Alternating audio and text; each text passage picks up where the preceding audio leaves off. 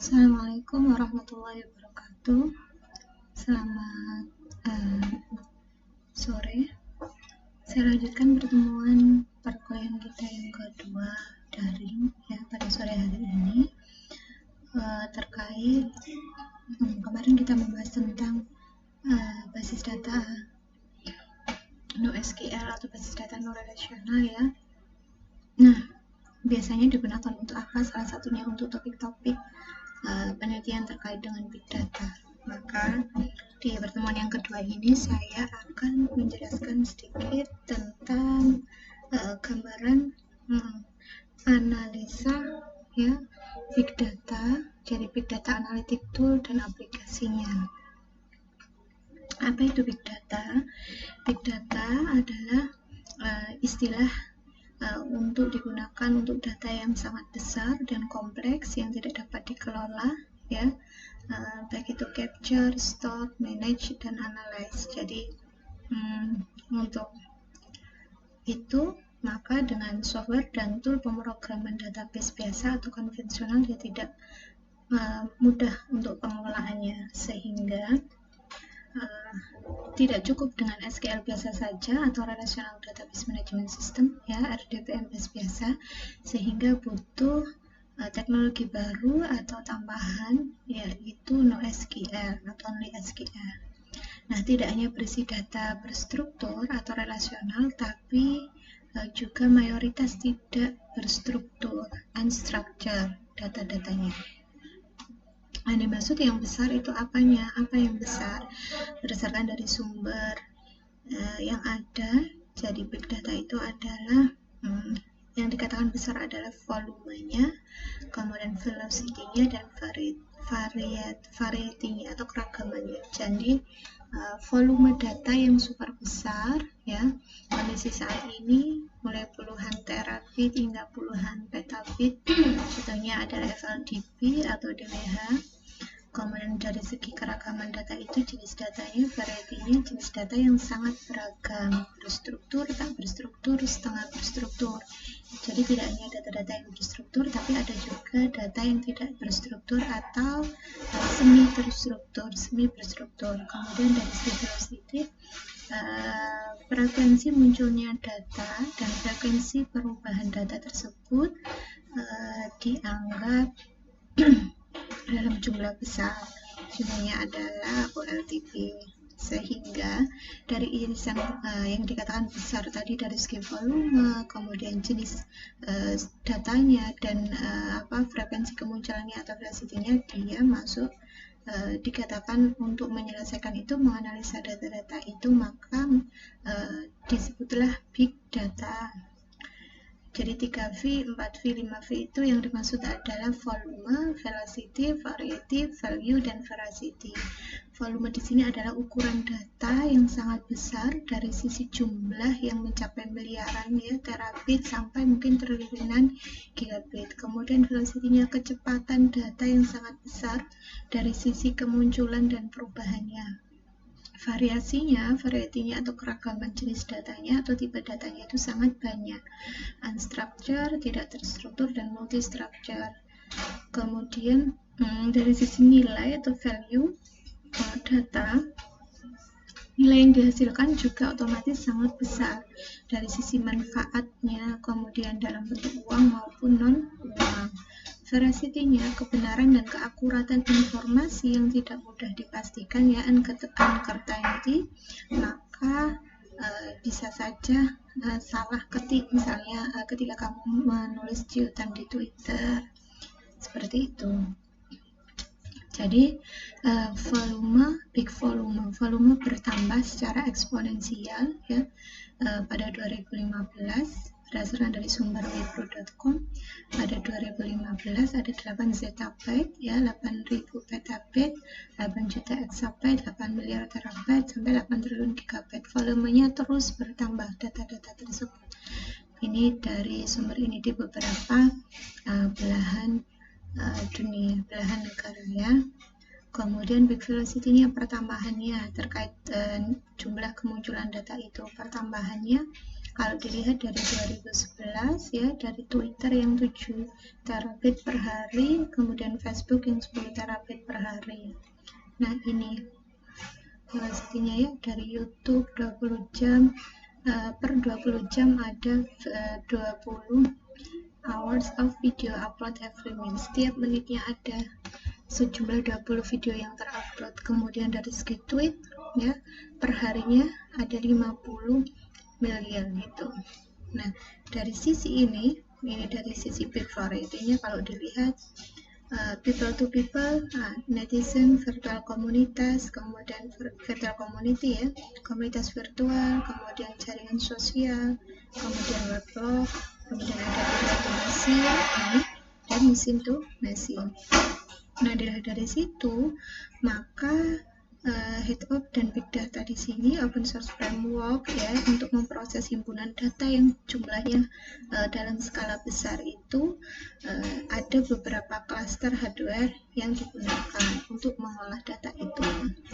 Maka ada beberapa apa yang dikembangkan ya, misalnya bahasa Java, beberapa juga menggunakan bahasa C dan utilitas domain yang lainnya, seperti misalnya shell ya yang di Linux, script dan lain-lain.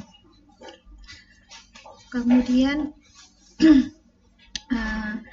tipe untuk job type for big data. Jadi di sini ada tipe pekerjaan atau tipe profesi ya untuk big data ini mulai bermunculan dari mulai head of developer, head of admin, kemudian data scientist dan business analyst.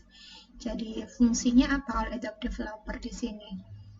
Dia adalah develop MapReduce job. Jadi dia mendevelop ya, menghasilkan dari pemetaan job-jobnya, desain data warehouse, dia mendesain data warehouse ya, data pergudangan, data warehouse, segerombolan data ya yang dalam jumlah besar. Maka skill yang diperlukan adalah Java, programming, kemudian scripting, Linux. Kemudian kalau head of admin dia manage Hadoop cluster, desain data pipeline. Biasanya skill yang diperlukan apa? Linux administration, network management, kemudian experience in managing large cluster of machine. Jadi perlu skill pengalaman dalam mengklasterkan, mengelola data ya pada mesin. Kemudian data scientist biasanya job functionnya adalah data mining and figuring out hidden knowledge in data. Skillnya yang diperlukan adalah kemampuan matematiknya, kemudian data mining algoritma data mining dan itu dasar skill yang harus dipunyai. Kemudian business analyst. Jadi business analyst ini ya job functionnya adalah analyze data, menganalisa data yang ada. Beberapa perusahaan sekarang ini perlu ya untuk keberlangsungan bisnisnya, keberlanjutan bisnisnya, sustainability bisnisnya, maka dia ada bagian yang memang membawahi atau bertugas untuk menganalisa data-data bisnis perusahaan. Skill yang diperlukan adalah Big, Hive, SQL, kemudian familiarity with BI, Business Intelligence tool ya. Jadi tools untuk business intelligence. Kemudian potensi big data. Jadi potensi big data itu jumlah data yang telah dibuat dan disimpan pada tingkat global hari ini itu hampir, kalau kamu lihat tadi pertambahannya hampir sudah tak terbayangkan lagi ya jumlahnya. Maka data tersebut itu terus tumbuh tanpa henti. Sayangnya sampai saat ini baru sebagian kecil saja data yang sudah dianalisis. Maka pentingnya big data itu untuk apa? Pentingnya big data adalah tidak hanya seputar pada jumlah data yang dimiliki, tetapi hal yang penting yang lainnya adalah bagaimana mengelola data tersebut untuk bisa dijadikan sebagai rekomendasi untuk pengambilan keputusan. Jadi untuk decision maker bagi top level management atau untuk kalangan manajerial yang ada di perusahaan, apakah itu skala perusahaan big company gitu ya, perusahaan-perusahaan besar. Misalnya menganalisa data untuk menemukan jawaban yang diinginkan dalam kegiatan bisnis, seperti misalnya pengurangan biaya, bagaimana operasional bisnis yang biasanya ada cost, ketika ada cost budgetingnya sekian, bagaimana costnya bisa berkurang, perlu dilakukan analisa. Kemudian pengurangan waktu, misalnya bagaimana bisa bekerja dengan produktif tetapi dengan adanya pengurangan waktu, karena dengan pengurangan waktu sekian, misalnya detik sekian, menit sekian, jam misalnya, itu bisa mengurangi otomatis terkait misalnya produksi mesin dan lain sebagainya ya. Dan analisa terhadap pengembangan produk baru dan optimalisasi penawaran produk-produk baru, serta untuk pengambilan keputusan. Jadi bisnis cerdas ya, untuk decision making tadi, decision support. Maka siklus data, informasi, knowledge, pengetahuan, dan regulasi kebijakan di sini ya. Jadi kalau ada data itu kemudian diolah jadi sebuah informasi, dia larinya adalah sistem informasi manajemen information system. Kemarin kita sudah belajar tentang di basis di teknik informatika, ada basis data, ada basis data lanjut, ada sistem informasi manajemen mata kuliahnya, ada analisa perancangan sistem gitu ya kan ya. Nah, SIM ini adalah bagaimana kita mengubah data itu adalah fakta atau kejadian yang ada di lapangan yang kemudian diolah untuk dijadikan sebuah luaran informasi yang diperlukan oleh pemakai atau pengguna sistem. Nah, misalnya kalau di bisnisnya bergerak di bidang akademik pendidikan, maka di situ ada data-data mahasiswa yang mendaftar di UMG, data mahasiswa yang sudah melakukan KRS dan lain sebagainya. Maka kalau data mahasiswa yang sudah melakukan pendaftaran, ada SIM PMB, Sistem Informasi Manajemen Penerimaan Mahasiswa Baru, ada SIM akademik, Sistem Informasi Manajemen Akademik SIAKAD gitu ya, terkait data-data mahasiswa yang aktif, mahasiswa yang sudah melakukan KRS dan lain sebagainya. Nah, itu SIM.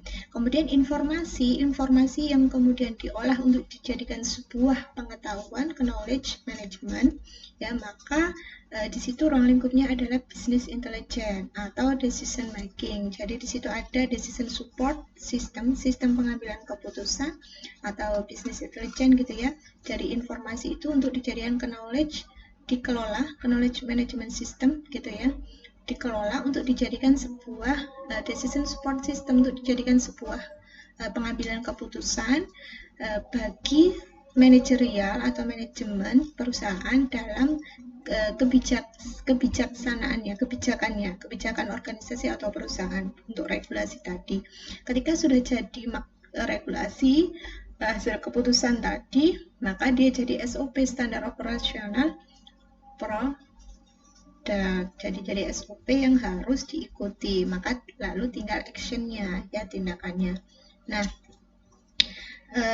untuk mengelola big data tadi, karena kita sudah di semester ini basis data lanjut, kita lanjutkan dengan database unrelational atau NoSQL ya. Kalau di basis data semester sebelumnya kita belajar tentang relational database, kita belajar tentang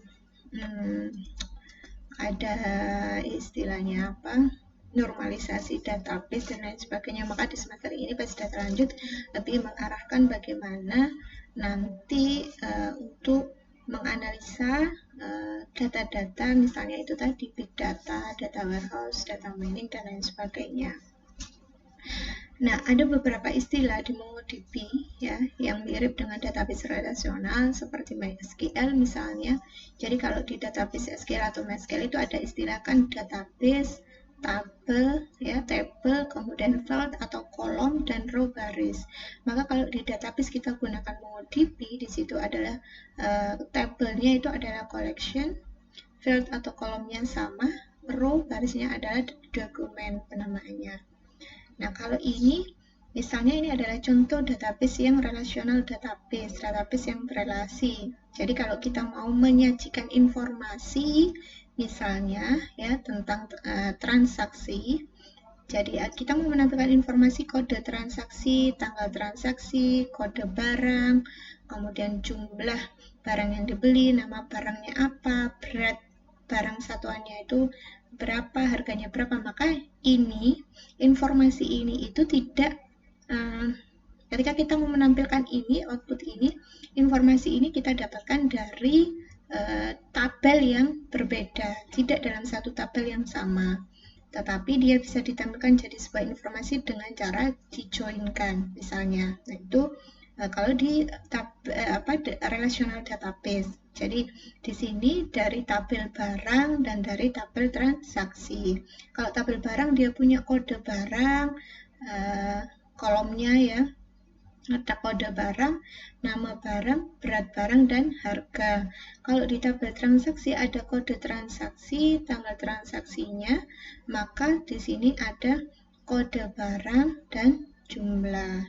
Nah, di sini ketika mau dijoinkan supaya menampilkan informasi ini harus ada satu atribut yang sama, yaitu kode barang. Ketika di sini dia jadi primary key ya, unique, maka di sini dia jadi foreign key-nya, sehingga nanti bisa dijoinkan, bisa memunculkan informasi ini. Nah, ini kalau di relational database. Kalau yang di non-relational maka tidak perlu seperti ini. Kemudian ada beberapa perintah-perintah dasar yang di MongoDB ya. Perintahnya misalnya MongoDB ini untuk menjalankan aplikasi, CD ini untuk keluar dari satu folder, dir itu melihat isi folder, cis untuk membersihkan layar, show database melihat database yang tersedia, kemudian use nama database ini untuk membuat atau berpindah ke suatu database. Hari kemarin di pertemuan pertama kita sudah gunakan MongoDB, saya jelaskan perkuliahan awal tentang pendahuluan gitu ya, apa itu database non relasional atau NoSQL gitu. Maka di sini ketika kita mau menggunakan MongoDB, nanti kamu downloadnya seperti ini ya, dijalankan dengan command prompt, kemudian kamu buka ini ya, download conemu ini cara itunya ya, pemanggilannya, menjalankannya.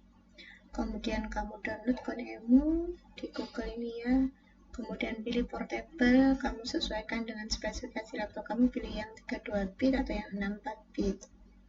Nah, kalau sudah nanti MongoDB-nya berhasil dijalankan, dia akan tampilannya seperti ini.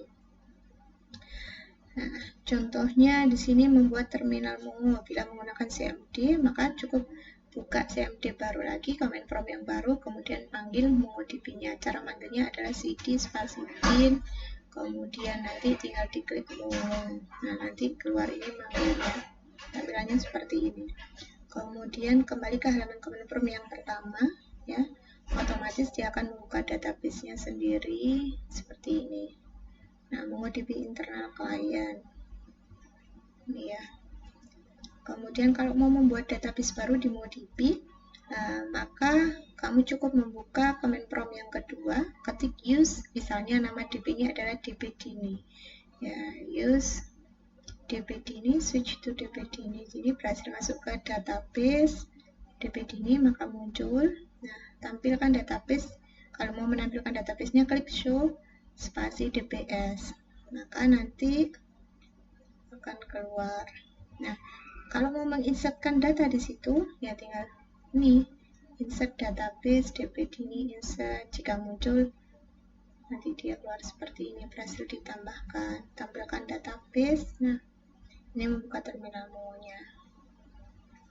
Nah, latihan, ya, ini untuk latihan di latihan atau quiz pertama kamu, coba buat database akademik, lalu tampilkan database dengan menggunakan berita show database tersebut. Kemudian insert data mata kuliah, di data mata kuliahnya adalah mata kuliah sistem basis data. Nah, nanti seperti apa itu kamu coba dulu, lalu kita lanjutkan besok di pertemuan ketiga. Mungkin ini yang saya jelaskan di pertemuan kedua dulu, silakan ditanyakan sebelum kita mulai praktek nanti dengan beberapa contoh-contoh kasus untuk misalnya topik-topik big data.